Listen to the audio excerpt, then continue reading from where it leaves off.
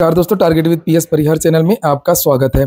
आइए शुरू करते हैं और देख लेते हैं कि आज के समाचार पत्रों में विद्यार्थी जीवन से संबंधित कौन कौन सी सूचनाएं हैं। तो वीडियो को जल्दी से लाइक कर दें, शेयर कर दें और जिन छात्रों ने चैनल को अभी भी सब्सक्राइब न किया हो तो जल्दी से सब्सक्राइब कर लें ताकि आप लोगों को इसी प्रकार की ऑथेंटिक अपडेट सबसे पहले मिलती रहे। आगे बढ़ने से पहले एक सूचना उन विद्यार्थियों के लिए जो विद्यार्थी बिहार पीसीएस की तैयारी कर रहे हैं अथवा यूपी पीसीएस की तैयारी कर रहे हैं।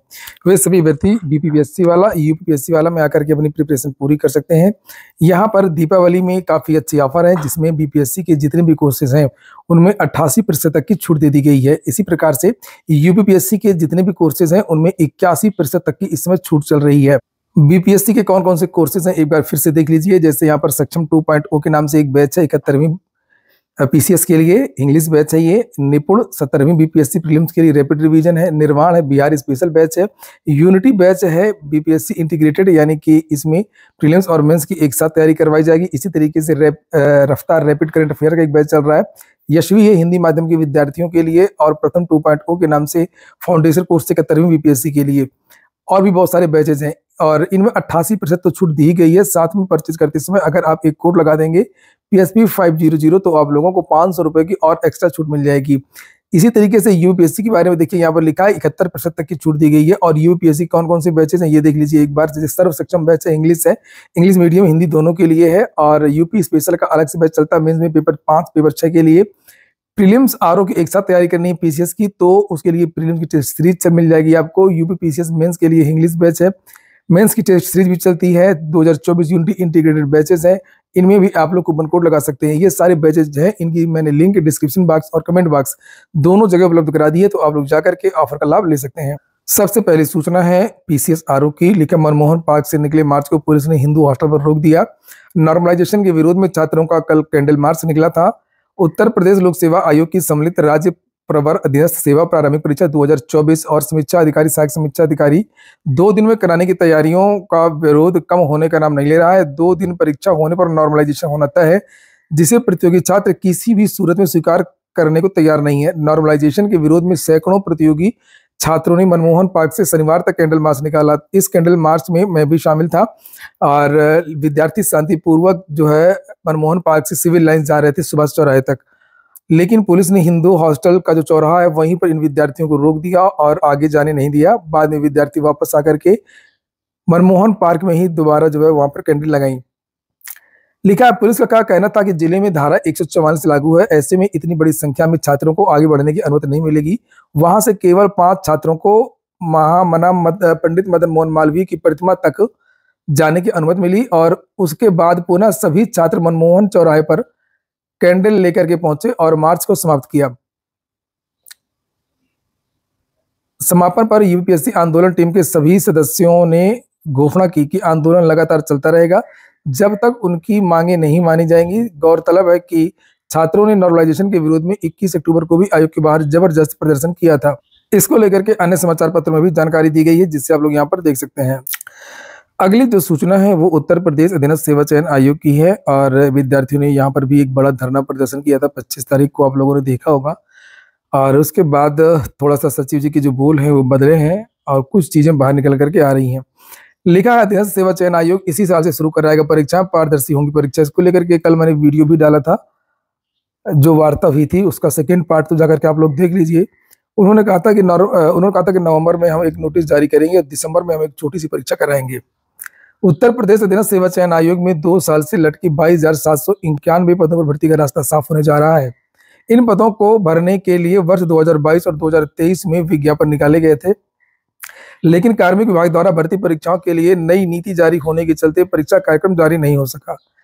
तो जो विद्यार्थी मिलने गए थे, जो विद्यार्थी शिक्षक मिलने गए थे, उन्होंने मेरी बातचीत हुई है, उनका ये कहना है, विद्यार्थी ने पूछा था कि आखिरकार परीक्षा क्यों नहीं हो रही है, तो सचिव जी का यही कहना था कि फरवरी में हमने पिछली परीक्षा कराई थी और उसके बाद से जैसे ही पुलिस कांस्टेबल और आरओ की जो पेपर रद्द हो गई पेपर लीक की वजह से, तो नियमावली में बदलाव किया गया। बहुत सारी परीक्षा एजेंसी है वो हमारी ब्लैक लिस्ट हो गई और नई नियमावली परीक्षा नीति बनाई गई, किस तरीके के परीक्षा केंद्र होंगे और परीक्षा एजेंसियां किस तरीके की होंगी, पेपर कहाँ छपेंगे, और इस टेंडर वगैरह की प्रक्रिया की वजह से देरी हो गई। और वही बात लिखा है यहाँ पर कि लेकिन कार्मिक विभाग द्वारा भर्ती परीक्षाओं के लिए नई नीति जारी होने के चलते परीक्षा कार्यक्रम जारी नहीं हो सका। बताया जा रहा है कि अधीनस्थ सेवा चयन आयोग नई नीति के आधार पर परीक्षा कराने के लिए एजेंसियों के चयन में जुटा हुआ है। यह काम नवंबर तक पूरा हो जाएगा और इसके बाद परीक्षा कार्यक्रम जारी होने की प्रक्रिया शुरू हो जाएगी। नीचे लिखा, जल्द दी जाए नौकरियां। मुख्यमंत्री योगी आदित्यनाथ ने पिछले दिनों सभी आयोगों और बोर्ड अध्यक्षों के साथ बैठक की थी, जिसमें उन्होंने ये निर्देश दिए थे कि सभी विभागों से रिक्त पदों को भर्ती का प्रस्ताव जल्द प्राप्त किया जाए और इन जिनके विज्ञापन प्रकाशित करा करके आवेदन लिए जा चुके हैं उनकी परीक्षा शुरू की जाए। भर्ती परीक्षाओं को कार्मिक विभाग द्वारा जारी नई नीति के आधार पर कराई जाए, जिससे किसी भी तरह की खामियां न रह जाएं। अधीनस्थ सेवा चयन आयोग इसके आधार पर भर्ती परीक्षाओं के लिए तैयारियां शुरू की हैं। दागी एजेंसियां जो थी वो बाहर कर दी गई हैं। अधीनस्थ सेवा चयन आयोग के एक अधिकारी के मुताबिक भर्ती परीक्षाओं के लिए एजेंसियों के चयन की प्रक्रिया चल रही है और इनके चयन का काम नवंबर तक पूरा कर लिया जाएगा। इसके तुरंत बाद परीक्षा कार्यक्रम जारी करने की कवायद शुरू कर दी जाएगी। आयोग ने 2022-2023 में करीब 20 विज्ञापन निकाले पेट से। भर्ती परीक्षा पारदर्शी व्यवस्था के तहत कराने के लिए दागी एजेंसियों को मौका नहीं दिया जाएगा, अच्छी एजेंसियों को मौका दिया जा रहा है। गोपनीयता बनाए रखने के लिए एजेंसियों को अलग अलग काम दिया जा रहा है। अगली सूचना डीएलएड की है। डीएलएड में प्रवेश के लिए 3,25,440 ने पूरी की रजिस्ट्रेशन की प्रक्रिया। डिप्लोमा इन एलिमेंट्री एजुकेशन प्रशिक्षण वर्ष 2024 के लिए 3,25,440 अभ्यर्थियों ने बड़ी तिथि के क्रम में रजिस्ट्रेशन के सापेक्ष शुल्क जमा कर फाइनल प्रिंट आउट लेने की प्रक्रिया पूरी की है। ऑनलाइन रजिस्ट्रेशन तो 3,54,904 अभ्यर्थियों ने किए, लेकिन इनमें से 27,663 अभ्यर्थियों ने तय तिथि तक शुल्क जमा नहीं किया। उत्तर प्रदेश परीक्षा नियामक प्राधिकारी की ओर से प्रदेश में कुल 2,31,000 सीटों पर प्रवेश के लिए रजिस्ट्रेशन की प्रक्रिया 25 अक्टूबर के मध्य में पूरी हो गई। काउंसलिंग के साथ प्रवेश लेने की प्रक्रिया शुरू करने के लिए पीएनपी सचिव अनिल भूषण चतुर्वेदी की ओर से राज्य स्तरीय मेरिट जारी की जाएगी और रजिस्ट्रेशन की प्रक्रिया 18 सितंबर से शुरू की गई थी। तो इसमें अभी देर लगेगी काउंसलिंग में, क्योंकि मामला एक चल रहा है हाई कोर्ट में, जिसमें सिंगल बेंच ने यह कहा था कि इंटरमीडिएट पास विद्यार्थियों को भी डीएलएड में मौका दिया जाए। पेपर लीक और धांधली में बहुत सारी जो चीजें निकल करके आई हैं कि जो परीक्षा एजेंसियां वो लिप्त रहती हैं, जैसे एलटी, आरओ और पुलिस कांस्टेबल में भी आपने देखा होगा कि प्रिंटिंग प्रेस से पेपर लीक। तो ये चर्चाएं शुरू हुई थी, ये मांग रखी गई थी कि आखिरकार जो सरकारी मुद्रणालय है, सरकारी प्रेस है, वहां से भर्तियां क्यों नहीं, वहां से पेपर क्यों नहीं छपवाए जाते हैं। मेरे चैनल के द्वारा भी ये मुद्दा रखा गया था प्रमुख रूप से। और अच्छी चीजें निकल करके आ रही हैं कि कवायद शुरू कर दी गई है कि अब जो है राजकीय प्रिंटिंग प्रेस में भी पेपर छपेंगे। लखनऊ में भी राजकीय प्रेस है और प्रयागराज में भी राजकीय प्रेस है।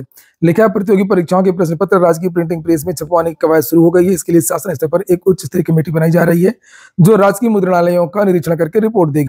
उत्तर प्रदेश में भर्तियां किस प्रकार से होती हैं, ये एक नमूना है जिसे आप लोग यहाँ पर देख सकते हैं। ऐसी एक भर्ती नहीं है, उत्तर प्रदेश में ऐसी बहुत सारी भर्तियां हैं। 32 की उम्र में फॉर्म भरा, 45 के हो गए पर नहीं हो पाई भर्ती। बात हो रही है शिक्षा सेवा चयन आयोग की भर्ती टीजीटी जीव विज्ञान की। महोबा के रहने वाले इंद्रपाल ने 32 वर्ष की उम्र में अशासकीय माध्यमिक विद्यालयों में सहायक अध्यापक टीजीटी जीव विज्ञान की पदों पर भर्ती के लिए फॉर्म भरा था। इंद्रपाल अब 45 साल के हो गए हैं, उनकी शादी वादी हो गई है और उनके बच्चे भी स्कूल जाते हैं, लेकिन इंद्रपाल भर्ती पूरी होने के इंतजार में अब तक बेरोजगार बैठे हैं। इंद्रपाल तो उदाहरण मात्र हैं। टीजीटी जीव विज्ञान के 86 पदों पर भर्ती के लिए 2011 में जब विज्ञापन आया था तो लगभग 1 लाख अभ्यर्थियों ने फॉर्म भरे थे। अभ्यर्थियों के लंबे संघर्ष के बाद वर्ष 2016 में लिखित परीक्षा आयोजित की गई और माध्यमिक शिक्षा सेवा चयन बोर्ड ने 1 अगस्त 2023 को लिखित परीक्षा का परिणाम घोषित किया था। परिणाम कितने दिन बाद बताइए। ये भर्ती का विज्ञापन 11 में निकला और 16 में इसकी परीक्षा आयोजित हुई और 23 में परिणाम जारी किया गया। 11 की भर्ती का लिखित परीक्षा का परिणाम 23 में जारी हुआ, 12 साल बाद। अब इनका इंटरव्यू होना है। अब देखिए कितने साल लगाते हैं।